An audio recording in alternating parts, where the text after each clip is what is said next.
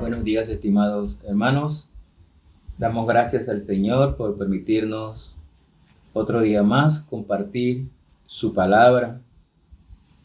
Y realmente estamos contentos de tener este ministerio cada día y que la palabra de Dios sea conocida, aunque sea a través de estos medios, para que nos edifique, para que alguien que no conozca de la palabra de Dios pueda escuchar estos mensajes y conozca lo que dice la palabra de Dios. Ya que muchos desde niños nos han criado sin saber lo que dice Dios en su palabra, solo lo que nos dice una persona. Pero es bueno que todos conozcamos lo que dice el Señor a través de las Escrituras. Y esta es una forma de compartir las Escrituras con ustedes. Hoy seguimos en el Evangelio de Juan y queremos compartir los primeros 7 versículos del capítulo 16 de Juan, que es la continuación de una conversación que traía nuestro Señor Jesucristo con sus discípulos, donde les estaba advirtiendo que el mundo los aborrecería, que el mundo aborrecería a todo aquel que anda en cumplimiento de la palabra de Dios, todo aquel que sigue a Cristo. ¿Por qué decía eso? Porque el mundo no conoce de Dios, no conoce al Dios verdadero, no conoce a Cristo, no conoce su palabra y por eso les molesta cuando se les habla lo que dice la palabra de Dios. Ahora él continúa hablando aquí con sus discípulos, pero también nos está diciendo a nosotros, porque aquí quedaron escritas las cosas para que nosotros aprendiéramos. Él está diciendo que llegaría el momento cuando ellos serían avergonzados por causa de él. Él les está advirtiendo nuevamente que serían expulsados hasta de sus sinagogas, diciéndole a los discípulos que serían aborrecidos.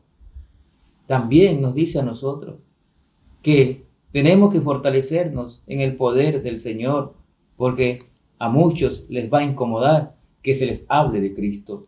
Dice la palabra de Dios en Juan 16, 1 al 7, la siguiente.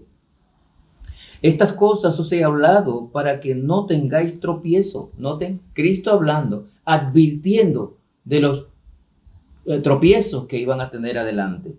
Os expulsarán de la sinagoga, y aún viene la hora cuando cualquiera que os mate pensará que rinde servicio a Dios. Y note que si usted escucha la noticia en este tiempo, hay una serie de religiones en el mundo, sobre todo en el Medio Oriente, que matan a las personas pensando que están haciéndole un favor a Dios y que están mejor con Dios cuando matan esta cantidad de personas en atentados suicidas. Así está el mundo hoy. Dice el 3, y harán esto porque no conocen al Padre ni a mí. Mas os he dicho estas cosas para que cuando llegue la hora os acordéis de que ya os lo había dicho. Noten, hermanos, qué interesante. Jesucristo determinó una vez más la causa del odio del mundo. Y lo está diciendo muy claro en el versículo 3. ¿Cuál es la causa del odio que hay en el mundo hacia los seguidores de Cristo, hacia la palabra de Dios? Dice, el odio del mundo es que no conocen al Padre, no conocen a Dios, ni tampoco le conocen a Él. Y es por ese mismo motivo por el cual el mundo desprecia la palabra de Dios. Por eso el mundo también desprecia a todo verdadero creyente. Número 1, no conocen a Dios. Número 2, no conocen a Cristo y desprecian la palabra de Dios. Dicen conocer a Dios, pero como dijimos en la lección anterior, un Dios que no es el Dios de la Biblia. A ese Dios dicen conocer, pero no conocen al Dios verdadero. Muchos invocan el nombre de Cristo, pero tampoco conocen al Cristo vivo, aquel que murió en la cruz, resucitó al tercer día y está sentado a la diestra del Padre. Creen en alguna figura, pero Cristo no es una figura que está colgada en ningún lugar, ni en una foto. Cristo vino, murió en la cruz, resucitó y ascendió a los cielos y está sentado a la diestra del Padre. Entonces, por eso el mundo odia a todo verdadero creyente. ¿Por qué lo odian? Porque no conocen a Dios, porque no conocen a Cristo y porque también menosprecian la palabra de Dios, que es el vínculo o el vehículo por el cual podemos conocer más de Dios y de nuestro Señor Jesucristo a través de la palabra. ¿Qué cosa y qué verdad es esta? El Señor estaba en este momento, en estos 4 primeros versículos, preparando a sus discípulos. Y esto es cierto, que a través de la historia, a través de los tiempos, Él también nos ha preparado a nosotros para lo que nos viene por delante. Todo creyente está preparado por la misma palabra de Dios, de nuestro Señor Jesucristo, para lo que viene por delante. Vienen persecuciones, vienen problemas, vienen pruebas y viene el odio y la represalia del mundo porque ellos no conocen a Cristo. Los discípulos tendrían que pagar un precio. Y les digo la verdad, ese precio no es nada. Con franqueza, si usted se declara seguidor de Cristo, también tendrá que pagar un precio. También le costará. Pero déjeme decirle algo. Cristo pagó el precio más alto. Jesús pagó en la cruz el precio más alto por nuestra salvación. El que cree en Él tiene vida eterna. Y este precio por la vida eterna, nadie, ninguno de nosotros puede ni podría pagarlo, ni podrá pagarlo, porque ya Cristo lo pagó en la cruz. No importa si hay que pagar un precio por seguir a Cristo, hermano, porque Cristo pagó el precio más alto al morir en la cruz por cada uno de nosotros, por la humanidad. Lastimosamente, unos creen y otros no. El que cree será salvo y tiene vida eterna, ya no irá al infierno, pero el que no cree será condenado y su destino será el infierno. Cristo pagó el precio más alto. Si usted por seguir a Cristo tiene que pagar un costo, eso no sería nada. Y lo pagamos de verdad, que con esmero, con diligencia, pagaríamos el precio que sea por seguir a Cristo, porque ya Él pagó el precio más alto. Miren lo que nos dice el versículo 5 en adelante hasta el 7. Pero ahora voy al que me envió, y ninguno de vosotros me pregunta ¿a dónde vas? Antes, porque os he dicho estas cosas, tristeza ha llegado a vuestros corazones. Pero yo os digo la verdad, os conviene que yo me vaya, porque si no me fuera, el Consolador no vendría a vosotros, mas si me fuere, os lo enviaré. Noten este versículo, qué hermoso, qué promesa más grande nos presenta Jesús en estos versículos del 5 al 7. Era necesario que Jesucristo se fuera. Hay 2 motivos principales que podemos decirle aquí en este momento. El primero, ¿por qué tenía que Jesús irse? Él vino con un propósito. Dios encarnado en el Hijo Jesucristo vino con un propósito. Se hizo hombre con un propósito. Morir en la cruz para salvar a la humanidad. Morir en la cruz para salvar a la humanidad. Cuando eso ocurriera, Él tenía que volver al Padre, porque había terminado la obra. Ya Él lo había dicho en Marcos 10:45. porque el Hijo del Hombre no vino para ser servido, sino para servir y para dar su vida en rescate por muchos. Ya lo había dicho. Así que la primera causa por la cual Jesús tenía que irse es porque Él vino con el propósito de morir en la cruz para pagar el precio por la salvación de la humanidad.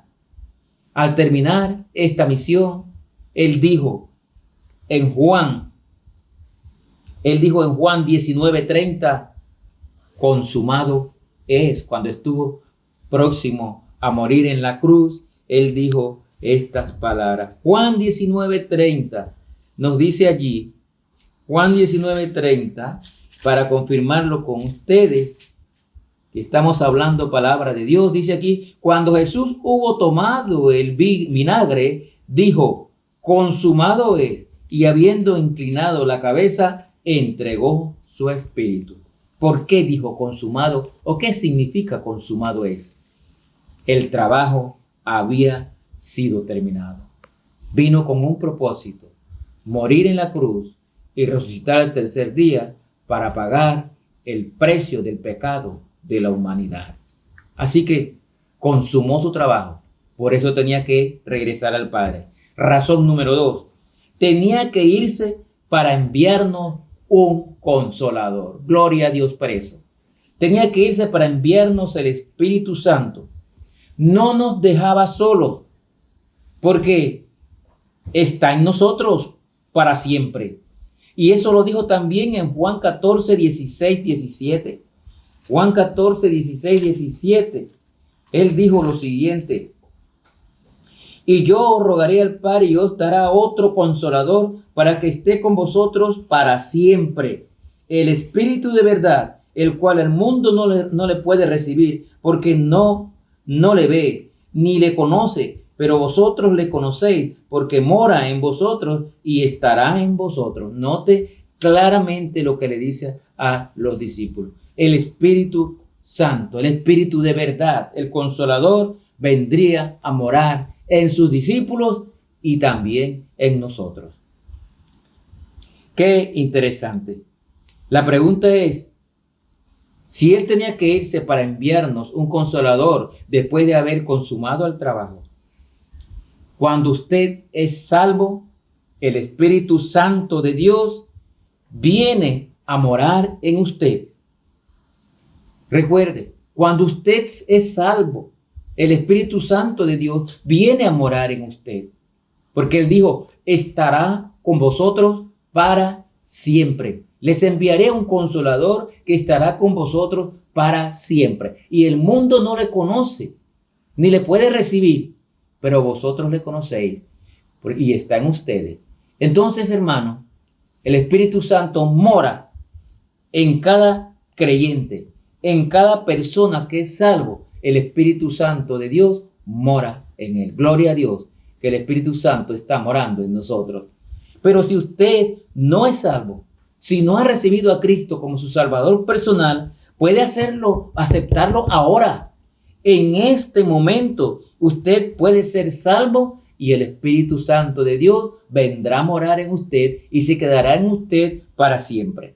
Este Espíritu Santo que mora en nosotros y que vendrá a usted en el momento que usted acepte a Cristo como único y suficiente Salvador personal, le fortalecerá en las situaciones difíciles, en las persecuciones, en las pruebas, en las aflicciones. Nos animará a seguir adelante, no importa cuál sea la situación. Nos ayudará a vencer en cualquier prueba o aflicción, porque estará en nosotros, intercederá por nosotros ante Dios Padre, porque a veces no sabemos ni siquiera pedir en oración, pero el Espíritu Santo en nosotros también nos convence de pecado. Si usted es salvo y va a cometer un pecado, el Espíritu Santo le va a advertir. Pero si usted no es salvo, el Espíritu Santo le va a indicar a usted que usted está en pecado y que necesita un Salvador. Y ese Salvador es nuestro Señor Jesucristo. En 1 Corintios 6:20, y vamos a terminar aquí. 1 Corintios 6:20, la palabra de Dios nos dice lo siguiente. 6:19 y 20. ¿O ignoráis que vuestro cuerpo es templo del Espíritu Santo, el cual está en vosotros, el cual tenéis de Dios, y que no sois vuestros, porque habéis sido comprados por precio? Glorificad pues a Dios en vuestro cuerpo y en vuestro espíritu, los cuales son de Dios. El cuerpo de cada creyente es morada del Espíritu Santo de Dios. El cuerpo no es nuestro, es la morada, el templo del Espíritu Santo. De manera que si usted no conoce a Cristo, será mejor que lo haga en este momento para que el Espíritu Santo de Dios también venga a morar en usted y usted sea una nueva criatura. Que el Señor les bendiga.